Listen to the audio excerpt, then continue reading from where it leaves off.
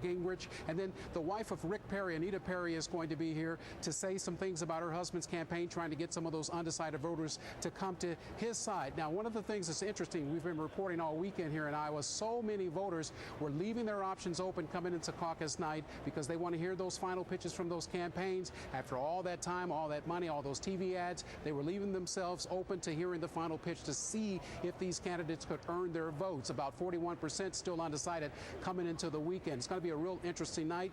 You can see the crowd filing in. We may have standing room only by the time this is all said and done. Rachel? NBC's Ron Mott in Johnston, Iowa. Ron, I am jealous. I can tell this is going to be a fun night for you. We'll talk to you soon. Thank you. Absolutely. It's interesting to see the breadth of the different caucuses, from the smallest to those very large ones. NBC's Tom Brokaw joins us now from Des Moines. He's been on the ground in Iowa, reporting and observing about what's happening in the lead up to these caucuses. Tom, it's good to see you. Thanks for being with us. I'm glad to be here, Rachel. What are you noticing in terms of the tone that you are hearing from voters and contrast with previous years' caucuses that you might be able to tell us about? Well, I think that this year is kind of unique because it's been so intense for so long in such a crowded field, and we've had so many surges. We've had Michelle Bachmann surging. We had Rick Perry surging, Newt Gingrich surging, Rick Santorum surging, and then steady she goes, Mitt Romney at 24-25%. How that'll all play out before the end of the evening, we'll find out before too long. I've been very intrigued by the fact that Iowa is now a battleground state again. They've lost one electoral vote. They'll have 6 next fall.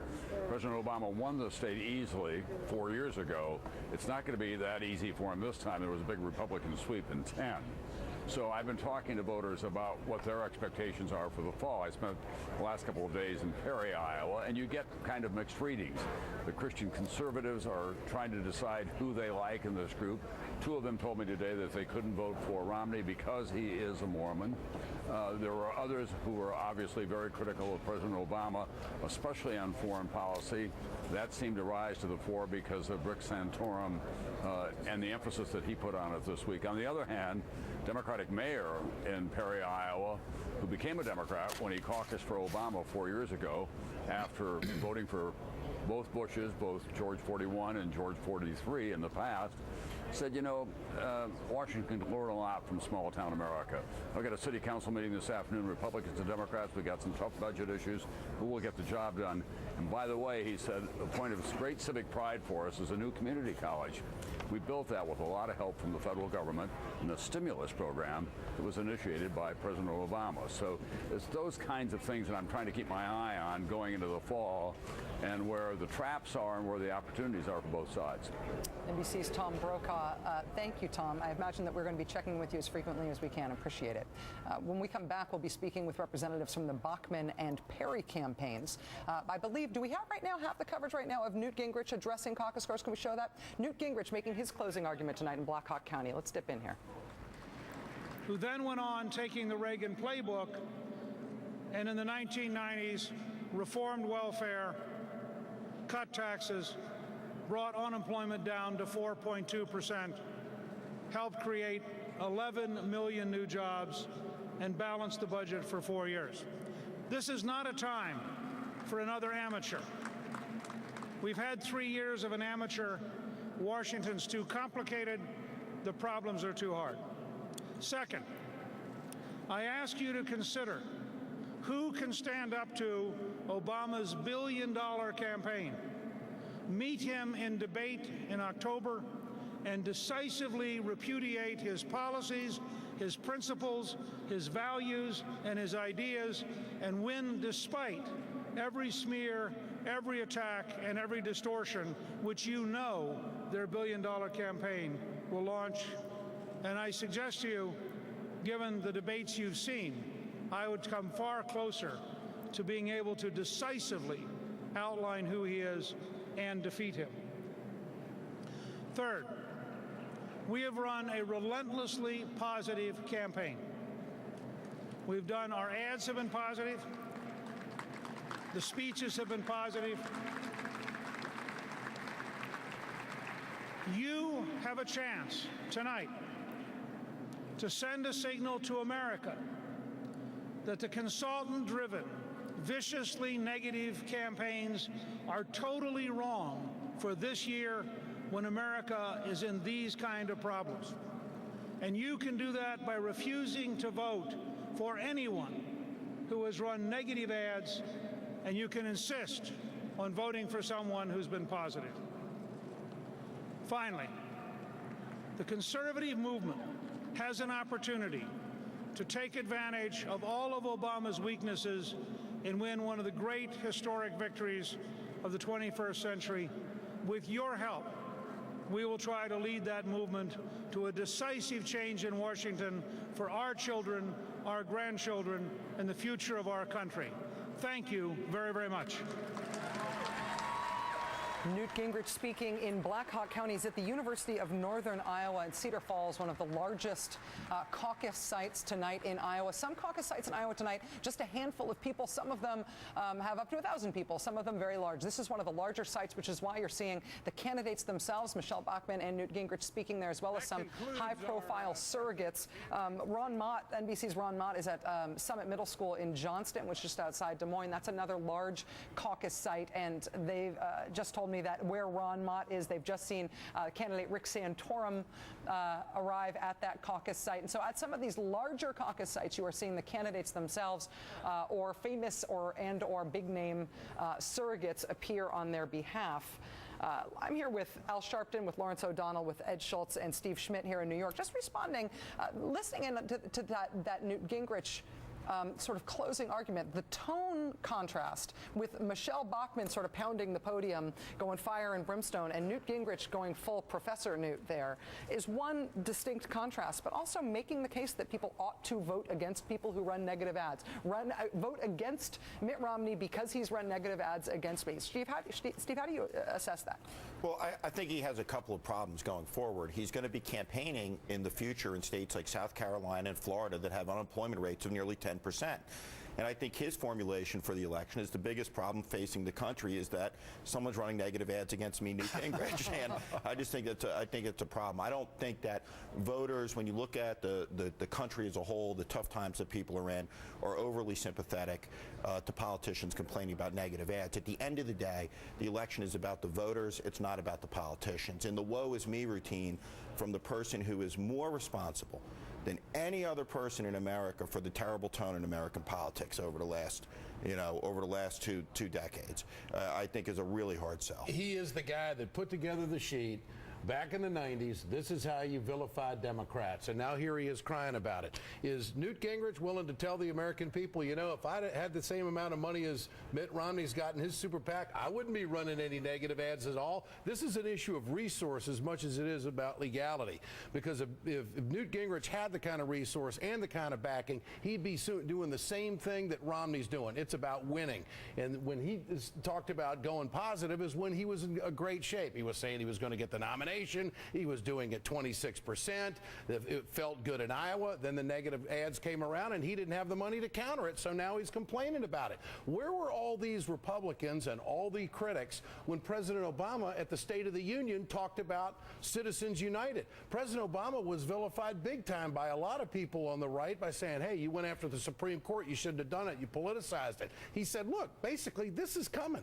This is what's happening. The President of the United States called everybody out on this ruling, and this is where we're going to end up. And lo and behold, almost poetic justice that it's Newt Gingrich, the one complaining about it. Newt supported Citizens United. Newt not only didn't have the money, he doesn't have the ground troops, which is the name of the game with caucuses.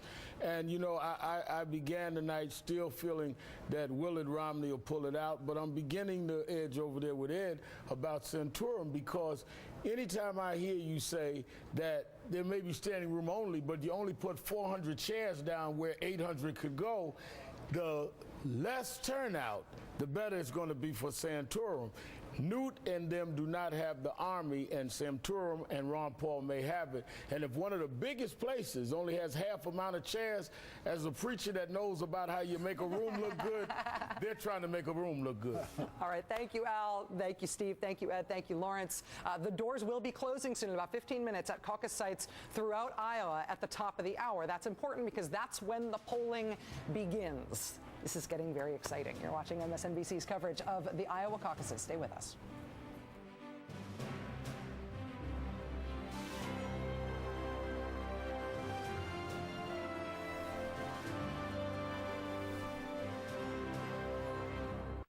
What's going on? Well, we ordered a gift online, and we really need to do something with it. I'm just not sure what. What is it? Well, just return it. Returning gifts is easier than ever with priority mail flat rate boxes from the Postal Service. If it fits, it ships anywhere in the country for a low flat rate. Plus, I can pick it up for free. Perfect, because we have to get that out of this house. Come on, it's not that big. Oh, yeah, that's got to go. Priority mail flat rate shipping starts at just $4.95, only from the Postal Service. A simpler way to ship and return. This is an RC robotic claw. A high school science teacher made me what I am today. Our science teacher helped us build it. Now I'm a geologist at Chevron, and I get to help science teachers. It has 4 servo motors and a wireless microcontroller. Over the last 3 years, we've put nearly $100 million into American education. That's thousands of kids learning to love science. Isn't that cool? That's pretty cool.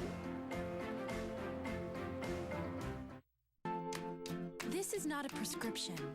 This is Mary, who has a million things to pick up each month, on top of her prescriptions.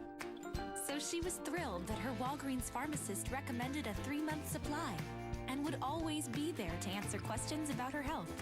Now, Mary gets 3 refills in one, and for 3 months, she's done. More or less. Ask your pharmacist about a 90-day supply today. Walgreens, there's a way to stay well. Every day, thousands of people are choosing Advil. I'm Keith Baraka, and I'm a firefighter, and it's very physically demanding. And if I'm sore, I'm not at my best. Advil's my go-to. It's my #1 pain reliever. Make the switch. Take action. Take Advil. Is zero worth nothing? Imagine zero pollutants in our environment, or zero dependency on foreign oil. This is why we at Nissan built a car inspired by zero. Because zero is worth everything. The zero gas, 100% electric Nissan Leaf. Innovation for the planet. Innovation for all. Now's the time. Tinker Tailor Soldier Spy is superb. 5 stars. Perhaps the great spy tale of our time. Hands down the best thriller of the year. Tinker Tailor Soldier Spy. Rated R. In select theaters now. Everywhere Friday. Our little bundle of joy. Speaking of the cable phone bundle, why not? We should just drop it, right? Switch the home phone to Vonage. Drop you? I would never drop you. No, honey, listen, this bundle of yours is costing us a fortune. My bundle? Isn't it our bundle? Look, the longer we keep this thing, the harder it's going to be to get rid of. Don't get bundled. Get Vonage. Switch your home phone to Vonage today to get our best offer ever. Sometimes you want to do nothing, but when you want to do everything, Sandals includes it all.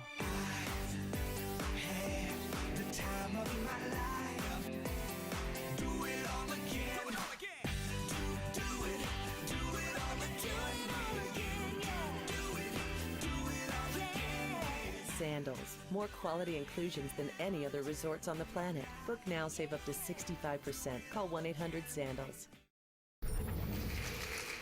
But defeating Barack Obama and not putting Rick Santorum speaking live right now at an Iowa caucus in Polk County. And the track record to back up the vision, to make our country strong so our enemies respect us and our allies trust us. Someone who has a vision to get this economy going, not just for some, but for all.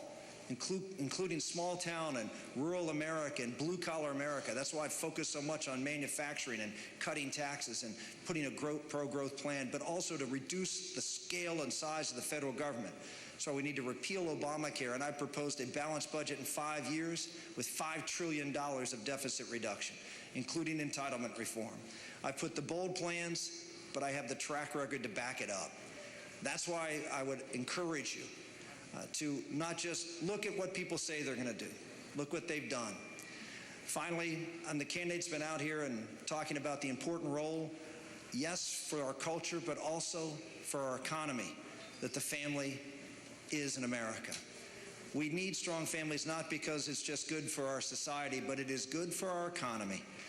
The family, the word economy comes to the word home in Greek.